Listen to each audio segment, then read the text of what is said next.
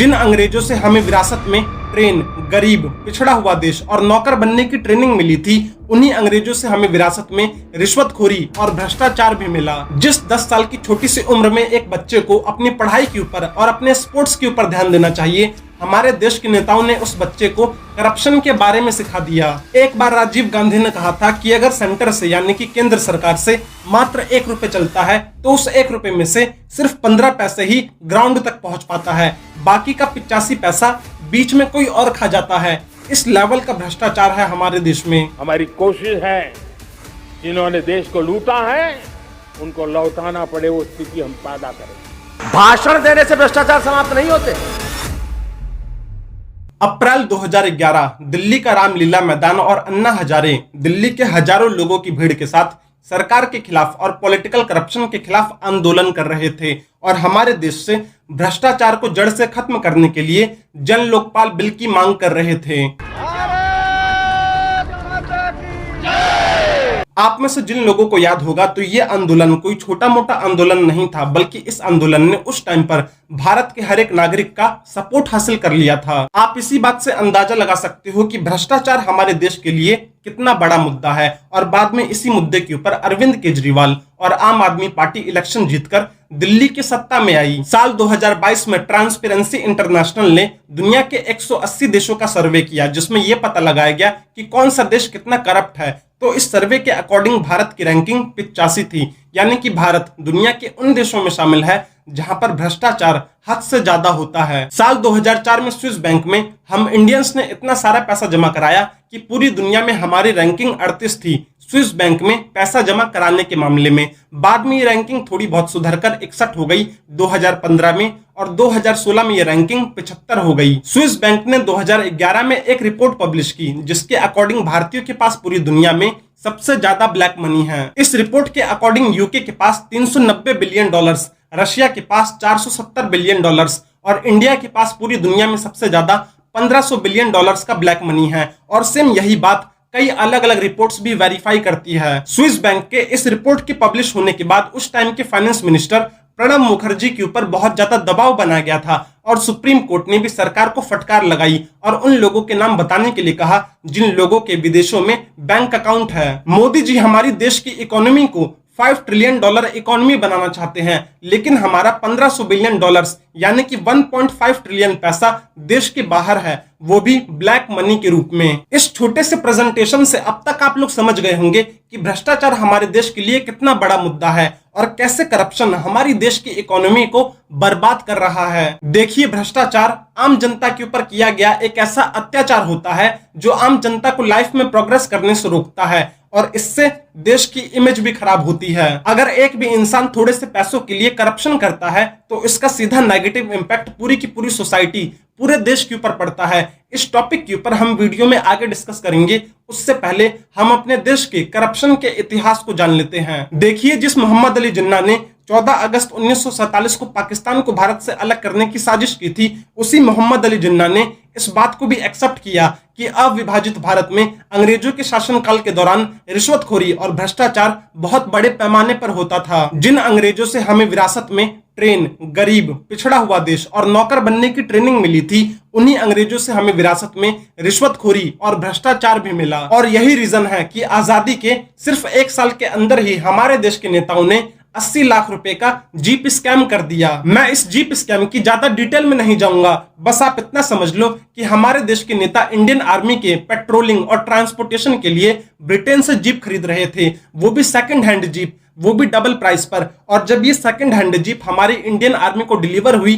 तो Indian army ने इस जीप को चलाने से मना कर दिया। अब कुछ लोग आकर ये भी बोल सकते हैं कि उस टाइम पर भी हमारी इंडियन आर्मी मोदी, बीजेपी और आरएसएस की आर्मी हुआ करती थी। और अभी हाल ही में लेटेस्ट स्कैम बताऊं तो बिहार में 1700 करोड़ की लागत से बना पुल गंगा नदी में बह गया। इस पुल का शिलान्यास साल 2014 में हुआ था जब बीजेपी सेंटर में आई थी और इस समय बीजेपी का दूसरा कार्यकाल खत्म होने को है, लेकिन ये पुल फिर भी बनकर तैयार नहीं हुआ, उल्टा टूटकर गंगा नदी में बह गया। जिन लोगों को 971 करोड़ के बने न्यू पार्लियामेंट में भ्रष्टाचार नजर आ रहा था, उन लोगों को बिहार के 1700 करोड़ के पुल डूबने पर कोई भी स्कैम नजर नहीं आ रहा। हिपोक्रेसी की भी सीमा होती है। मैं अपना पर्सनल एक्सपीरियंस बताता हूं भ्रष्टाचार को लेकर। साल 2010 में मैं सिर्फ 10 साल का था और उसी टाइम पर दिल्ली में कॉमनवेल्थ गेम्स होने वाले थे और इसी कॉमनवेल्थ गेम्स में 70,000 करोड़ का स्कैम हुआ था। इस एक स्कैम ने हमारे देश को पूरी दुनिया के सामने प्राउड करने की बजाय एम्बैरेस कर दिया। जिस 10 साल की छोटी सी उम्र में एक बच्चे को अपनी पढ़ाई के ऊपर और अपने स्पोर्ट्स के ऊपर ध्यान देना चाहिए, हमारे देश के नेताओं ने उस बच्चे को करप्शन के बारे में सिखा दिया। मुझे अभी भी याद है, मैं उस टाइम पर 5th क्लास में था और पेपर बस 1 से 2 महीनों में शुरू होने ही वाले थे और मैं बेसब्री से 2011 के क्रिकेट वर्ल्ड कप का इंतजार कर रहा था। लेकिन न्यूज में हर जगह स्कैम ही स्कैम नजर आ रहा था। एक बार राजीव गांधी ने कहा था कि अगर सेंटर से यानी कि केंद्र सरकार से मात्र 1 रुपए चलता है तो उस 1 रुपए में से सिर्फ 15 पैसे ही ग्राउंड तक पहुंच पाता है, बाकी का 85 पैसा बीच में कोई और खा जाता है। इस लेवल का भ्रष्टाचार है हमारे देश में। देखिए, हमारे देश में भ्रष्टाचार के होने की असली वजह है बहुत ज्यादा rules and regulation, complicated tax system, her sector में सरकार, नेता और सरकारी कर्मचारियों का दखल और सरकारी कामों में ट्रांसपेरेंसी की कमी। ये सारे के सारे फैक्टर्स मिलकर सबसे पहले हमारे देश के सिस्टम को स्लो कर देते हैं और बाद में इसी स्लो सिस्टम की आड़ में काम जल्दी करवाने के लिए पैसे मांगे जाते हैं और ये पैसा कोई भी मांग सकता है, चाहे नेता, चाहे सरकारी नौकर या फिर सिस्टम में बैठा हुआ कोई भी इंसान, और यही भ्रष्टाचार है। आजादी से लेकर आज तक इस बात का पूरा ध्यान रखा गया है कि ये स्लो सिस्टम स्लो ही बना रहे, तेज ना हो, ताकि इसका सीधा फायदा पॉलिटिकल पार्टीज और नेताओं को मिल सके और जो पैसा उनसे भी बच जाता है वो पैसा सरकारी नौकर लूट लेते हैं। इसका सबसे अच्छा एग्जाम्पल है पश्चिम बंगाल में ममता बनर्जी की तृणमूल कांग्रेस की सरकार। अभी हाल ही में हमारे देश में 2 घटनाएं एक साथ हुई थी, आपको अच्छे से याद होगा।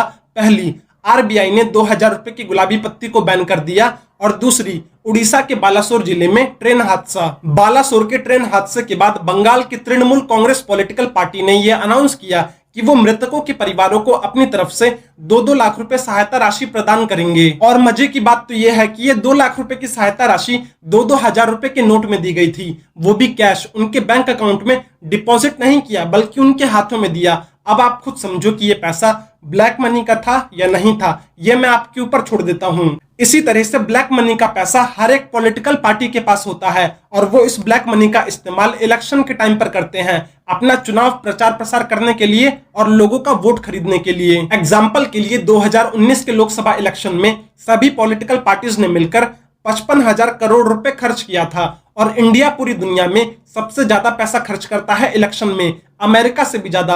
अब आप खुद समझो कि इसमें से कितना सारा पैसा ब्लैक मनी का था और ये सारा पैसा आया कहां से। मैं नहीं बताऊंगा। आपकी नजरों में भ्रष्टाचार का क्या मतलब है ये मैं नहीं जानता, लेकिन मेरी नजरों में भ्रष्टाचार का क्या मतलब है ये मैं आपको बताता हूं। आजादी से लेकर आज तक हमारे देश के हर एक गांव में ना तो स्कूल, ना ही बिजली और ना ही पानी पहुंच पाया। आज भी हमारे देश की लाखों महिलाएं घंटों पैदल चलती हैं कि कहीं पर उनको पीने का साफ पानी मिल जाए। हमें आजाद हुए 75 साल हो चुके हैं, लेकिन आज भी हमारी इंडियन एयरफोर्स 40-50 साल पुराने प्लेन्स उड़ा रही है और आए दिन हमें न्यूज सुनने को मिलता है कि इंजन फेल होने की वजह से इस जगह पर प्लेन क्रैश हो गया और हमारे इतने जवान शहीद हो गए। किसकी वजह से?